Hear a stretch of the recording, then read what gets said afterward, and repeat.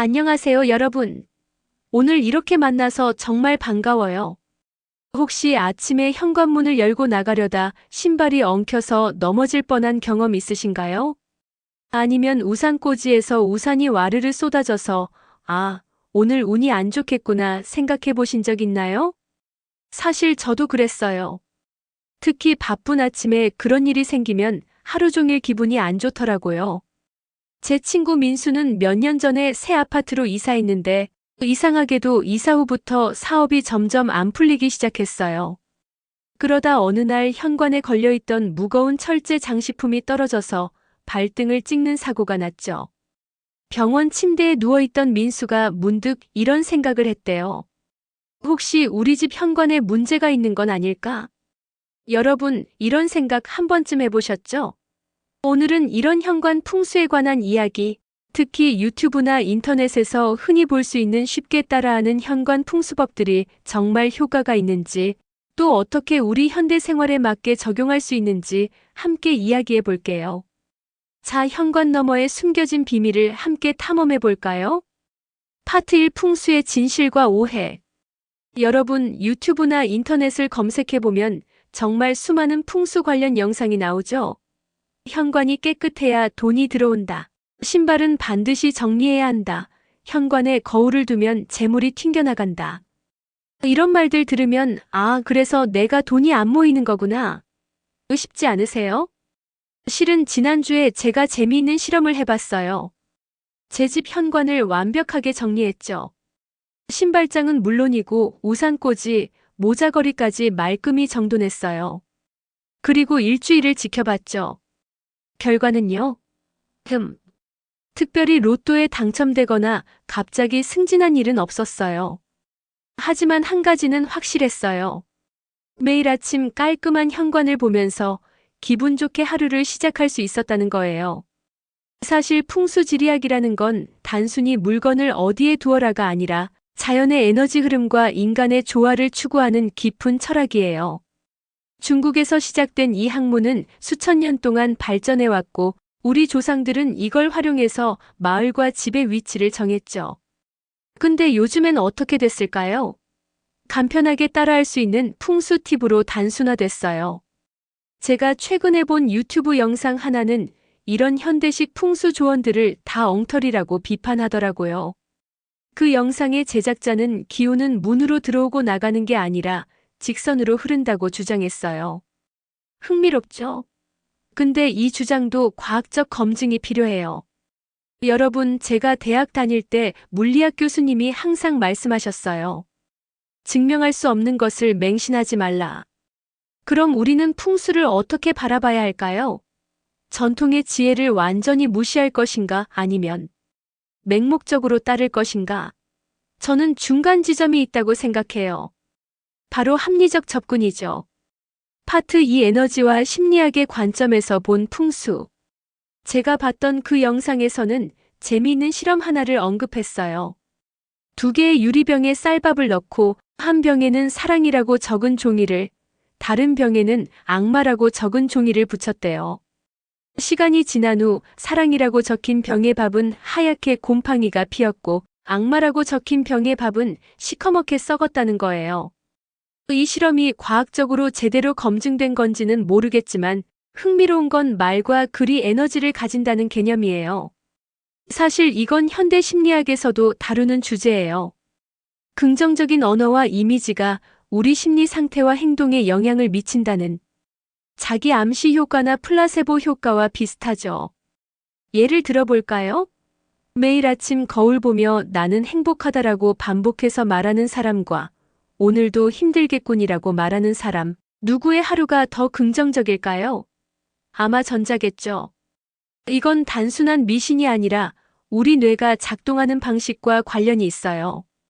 제 동생은 작년에 취업 준비할 때 책상 앞에 합격이라고 크게 써서 붙여놓았어요. 매일 그 글자를 보며 공부했죠. 결과적으로 원하던 회사에 합격했어요. 이게 단순한 우연일까요? 아니면 그 글자가 가진 에너지 때문일까요? 과학적으로 말하자면 그 글자는 그녀에게 지속적인 목표의식과 동기부여를 제공했을 가능성이 높아요. 그 영상에서는 해바라기 그림에 대해서도 얘기했어요. 해바라기는 생기가 나오는 식물이라고 했죠. 실제로 해바라기는 밝은 노란색과 태양을 향해 자라는 특성 때문에 긍정적인 에너지의 상징으로 여겨져요. 근데 영상 제작자는 그림을 그린 사람의 의도에 따라 에너지가 달라진다고 주장했는데 여러분은 어떻게 생각하세요? 저는 이렇게 생각해요. 우리가 어떤 그림이나 물건을 볼 때 그게 우리에게 어떤 감정과 생각을 불러일으키느냐가 중요하다고요. 만약 해바라기 그림을 보며 기쁨과 희망을 느낀다면 그건 분명 긍정적인 에너지를 제공하는 거겠죠. 파트 3 하트 스티커와 재물과학적 분석. 자, 이제 그 영상에서 제안한 방법을 살펴볼까요? 하트 모양 스티커를 구입해서 뒷면에 재물이라고 쓴 다음 현관의 특정 위치에 붙이라는 내용이었어요. 과연 이 방법은 어떤 의미가 있을까요? 하트는 보편적으로 사랑과 긍정적인 감정을 상징해요.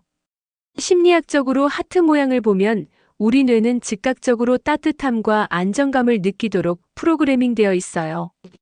재물이라는 글자는 풍요와 번영에 대한 우리의 바람을 상징하고요. 이 두 가지를 결합하면 긍정적인 에너지와 풍요로움에 대한 강력한 시각적, 심리적 암시가 돼요.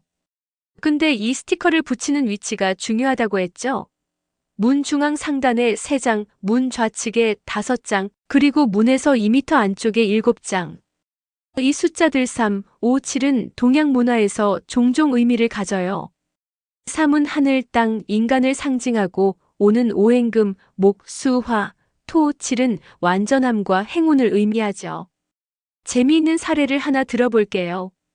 제 이웃 김씨 아저씨는 60대 초반에 은퇴한 교사인데 항상 경제적인 걱정이 많으셨어요. 어느 날 이런 유사한 방법을 우연히 알게 되셔서 시도해 보셨대요. 물론 처음에는 반신반의하셨죠. 그런데 몇 주 후 오래전에 잊고 있던 보험금이 있다는 연락을 받으셨대요. 큰 금액은 아니었지만 김 아저씨는 스티커의 힘이라고 확신하셨어요. 과학적으로 볼 때 이건 확증 편향의 예일 수 있어요. 우리는 자신의 믿음을 강화하는 증거만 선택적으로 인식하는 경향이 있거든요. 하지만 다른 한편으로는 이 스티커들이 김 아저씨에게 재물에 대한 지속적인 암시를 제공했고 이게 그의 무의식적 행동에 영향을 미쳤을 가능성도 있어요. 물리학에 관심 있는 저로서는 이런 현상을 양자 관찰 효과와 비슷하다고 생각해요. 양자역학에서는 관찰자의 존재가 관찰 대상에 영향을 미친다고 해요. 우리가 무언가에 집중하면 그걸 더 자주 인식하게 되고 결과적으로 그와 관련된 기회를 더 잘 포착하게 되는 거죠. 파트 4 귀신과 에너지 마이너스 문화적 해석. 영상에서 가장 논쟁적인 부분은 아마도 모든 집에 귀신이 있다는 주장일 거예요. 30평 아파트에 최소 10명의 귀신이 있다니 좀 무섭게 들리죠? 하지만 이걸 다른 관점에서 해석해 볼 수도 있어요. 많은 문화권에서 귀신이나 영혼은 단순히 초자연적 존재가 아니라 과거의 기억, 감정, 에너지의 상징으로 여겨져요. 예를 들어 제 할머니는 항상 집에는 조상님의 기운이 있다고 말씀하셨어요. 이건 문자 그대로 귀신이 있다는 의미라기보다는 우리 가족의 역사와 전통이 집안에 존재한다는 의미였죠. 심리학적으로 보면 우리 집에는 우리의 기억, 경험, 감정이 스며들어 있어요. 특히 현관은 외부 세계와 우리의 사적인 공간을 연결하는 중요한 경계이기 때문에 더욱 특별한 의미를 가질 수 있어요. 제 친구 수진이는 이사할 때마다 새 집 현관에서 간단한 의식을 해요. 문지방에 소금을 뿌리고 좋은 에너지만 들어오길 기원하는 거죠. 과학적으로 증명할 수는 없지만 이 의식은 그녀에게 새로운 시작에 대한 심리적 안정감을 제공해요. 영상에서는 문 중앙에 특별한 존재가 있다고 했는데 이건 아마도 현관이 가진 상징적 중요성을 강조하는 방식일 수 있어요. 현관은 집의 첫인상을 결정하고 외부 에너지가 처음 만나는 공간이니까요. 파트 5 현대적 관점의 현관 풍수. 자, 이제 우리가 이 모든 정보를 바탕으로 현대적인 관점에서 현관 풍수를 어떻게 적용할 수 있을지 생각해 볼까요? 첫째, 현관은 깨끗하고 정돈되어 있는 게 좋아요. 이건 미신이 아니라 실용적인 조언이에요. 어수선한 현관은 스트레스를 유발하고 매일 아침 불필요한 혼란을 가져올 수 있어요. 반면 깔끔한 현관은 심리적 안정감을 주고 하루를 긍정적으로 시작하게 해줘요. 둘째, 현관의 조명은 밝고 따뜻한 게 좋아요. 어두운 공간은 무의식적으로 우울함과 불안을 유발할 수 있거든요. 반면 적절한 조명은 환영받는 느낌과 안전함을 제공해요. 이건 단순한 풍수가 아니라 환경 심리학의 원리예요. 셋째, 현관에 개인적으로 의미 있는 상징물을 두는 것도 좋은 방법이에요.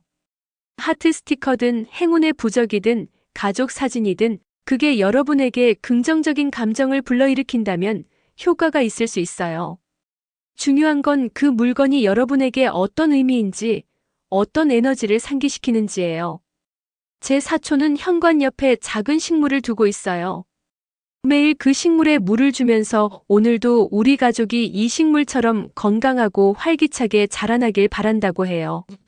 이런 일상적인 의식은 그녀에게 매일의 감사함과 희망을 상기시켜줘요. 넷째, 현관은 전환의 공간이에요.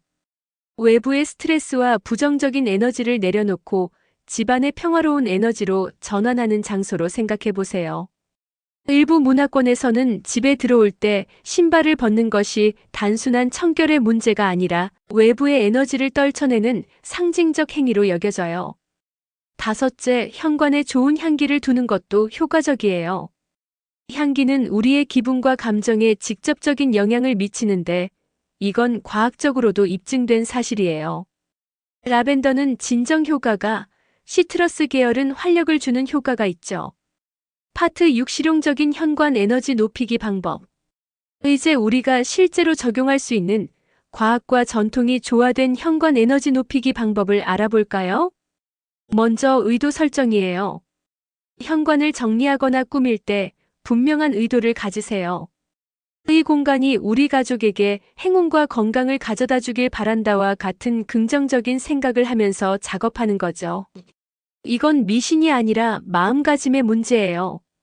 둘째, 에너지 순환을 고려하세요. 현관이 너무 좁거나 물건으로 가득 차 있으면 답답함을 느끼게 돼요. 공간이 허락하는 한 여유 있고 통풍이 잘 되는 현관을 만드세요. 이건 단순히 기의 흐름 때문이 아니라 우리의 심리적 편안함과 관련이 있어요. 셋째, 색상의 힘을 활용하세요. 색상 심리학에 따르면 빨간색은 활력과 열정을, 파란색은 평화와 안정을, 녹색은 성장과 조화를 상징해요. 여러분의 현관에 어떤 에너지를 불어넣고 싶은지에 따라 색상을 선택해 보세요. 제 친구 민지는 최근에 현관 매트를 밝은 노란색으로 바꿨는데 매일 그걸 밟고 들어갈 때마다 기분이 좋아진다고 해요. 작은 변화지만 일상에 큰 영향을 미칠 수 있죠. 넷째, 자연 요소를 도입하세요. 작은 식물, 나무 소재 가구, 자연석 장식 등은 자연의 균형 잡힌 에너지를 가져와요. 특히 공기정화 식물은 실제로 공기의 질을 개선하고 시각적으로도 생기를 불어넣어요. 다섯째, 개인화된 환영 의식을 만드세요. 집에 들어올 때마다 특별한 의식을 가지는 것도 좋아요. 예를 들어 문고리를 잡을 때 오늘도 좋은 하루였어. 고마워라고 마음속으로 말하는 것처럼 간단한 것이라도 괜찮아요. 이런 작은 의식은 일상에 의미를 부여해요. 제 동생은 퇴근 후 집에 들어오자마자 항상 깊게 3번 숨을 들이쉬고 내쉬어요. 직장의 스트레스를 내려놓고 집의 평화로운 에너지로 전환하는 그만의 의식이죠. 여섯째, 감사의 공간으로 만드세요. 현관 근처에 작은 보드나 노트를 두고 가족들이 감사한 일들을 적어두는 공간을 만들어 보세요. 이건 집에 들어올 때마다 긍정적인 마음가짐을 상기시켜줘요. 일곱째, 소리의 에너지도 고려하세요. 풍경이나 작은 종을 걸어두면 문이 열리고 닫힐 때마다 맑은 소리가 나요. 이 소리는 공간의 에너지를 활성화하고 주의를 현재 순간으로 가져오는데 도움이 돼요. 파트 7 과학과 전통의 균형 찾기. 풍수와 같은 전통 지식을 현대적 관점에서 어떻게 바라볼 수 있을까요? 저는 이걸 완전히 미신으로 치부하거나 맹목적으로 따르는 것 모두 균형 잡히지 않은 접근이라고 생각해요. 현대과학은 많은 걸 설명할 수 있지만 인간 경험의 모든 측면을 다루지는 못해요. 우리의 조상들은 수천 년 동안 자연과 조화롭게 살아오면서 많은 지혜를 축적했고 그중 일부는 과학적으로 설명할 수 없더라도 실용적인 가치가 있을 수 있어요. 예를 들어 전통 풍수에서는 현관 맞은편에 거울을 두지 말라고 해요. 과학적으로는 증명하기 어려운 조언이지만 실용적인 측면에서 보면 이해가 돼요. 문을 열고 즉시 자신의 모습을 보는 건 놀라움이나 불편함을 줄 수 있으니까요. 제 할아버지는 항상 집은 사람의 몸과 같다고 말씀하셨어요. 현관은 입과 같아서 무엇을 받아들이고 내보낼지 결정하는 중요한 역할을 한다고요. 이런 비유적 이해는 과학적이지 않을 수 있지만 우리 집과의 관계를 생각하는 의미 있는 방식을 제공해요. 현대 심리학에서는 플라세보 효과의 힘을 인정해요. 어떤 행동이나 물건이 과학적으로 직접적인 효과가 없더라도 그걸 믿는 사람에게는 실제적인 효과가 나타날 수 있다는 거죠. 하트 스티커를 붙이는 행위가 직접적으로 재물을 끌어오지는 않을지 모르지만 그게 여러분에게 풍요로움과 가능성에 대한 긍정적인 마음가짐을 준다면 그것만으로도 가치가 있지 않을까요? 중요한 건 비판적 사고를 유지하면서도 열린 마음으로 다양한 관점을 수용하는 균형이에요. 과학적 근거가 없다고 해서 모든 전통 지식을 무시하는 것도 검증 없이 모든 주장을 받아들이는 것도 바람직하지 않아요. 오늘 우리는 현관 풍수에 관한 다양한 관점을 살펴봤어요. 인터넷에서 흔히 볼 수 있는 쉽게 따라하는 현관 풍수법부터 그걸 비판적으로 분석하는 관점, 그리고 과학과 전통의 균형을 찾는 방법까지 다양한 이야기를 나눴어요. 핵심을 요약하자면, 현관은 우리 집의 첫인상이자 외부 세계와 내부 공간을 연결하는 중요한 경계예요. 풍수와 같은 전통 지식은 완전히 미신으로 치부하기보다는 그 안에 담긴 실용적 지혜와 심리적 효과를 고려할 필요가 있어요. 하트 스티커나 재물 글자와 같은 상징물은 직접적인 효과보다는 우리의 의식과 무의식의 긍정적인 암시를 제공하는 도구로 볼 수 있어요. 현관을 정돈하고 밝은 조명을 사용하고 개인적으로 의미 있는 물건을 두는 등의 실용적인 방법은 과학적으로도 심리적 웰빙에 도움이 돼요. 무엇보다 중요한 건 여러분의 의도와 마음가짐이에요. 현관을 포함한 집 전체를 긍정적인 에너지로 채우려는 의식적인 노력이 가장 강력한 풍수일 수 있어요. 여러분의 현관이 단순한 출입구가 아니라 행운과 긍정적인 에너지가 흐르는 특별한 공간이 되길 바랄게요. 오늘의 이야기가 여러분의 집과 삶에 작은 변화를 가져오는데 도움이 되었으면 좋겠어요.